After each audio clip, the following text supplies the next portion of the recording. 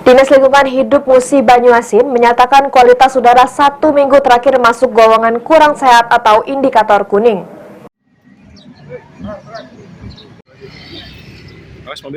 Dinas Lingkungan Hidup Kabupaten Muba menyatakan jika kualitas udara di Musi Banyuasin dalam 1 minggu terakhir menunjukkan indikator warna kuning yang artinya kurang sehat atau tercemar. Hal ini disebabkan oleh kabut asap yang semakin pekat terutama pada malam dan pagi hari. Kepala Bidang Basdal DLH Muba, Sri Fatma, mengatakan jika kualitas udara di Musi Banyuasin khususnya Kota Sekayu kini sudah masuk kategori kurang sehat, di mana partikel mikro atau PM2,5 dan PM10 yang ada di udara saat ini sudah sangat tinggi di kisaran 171. Yang artinya partikel tersebut sudah di atas ambang batas sehingga dapat berdampak kepada kesehatan manusia, terutama bagi warga yang sangat sensitif terhadap gangguan pernapasan. Sekarang ini seperti apa?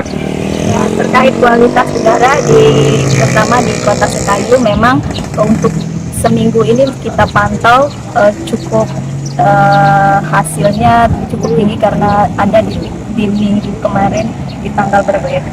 Di tanggal 29 itu ada di 126 dan di tanggal 2 Oktober ada di 101. Jadi indikator utama yang menjadi tolak ukur untuk kejadian asap ini adalah PM2,5 atau PM10. Itu artinya partikel mikro yang bisa ditolerir oleh pernapasan kita itu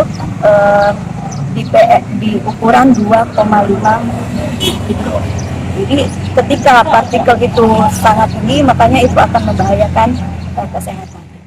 Ruzi Iskandar, PAL TV.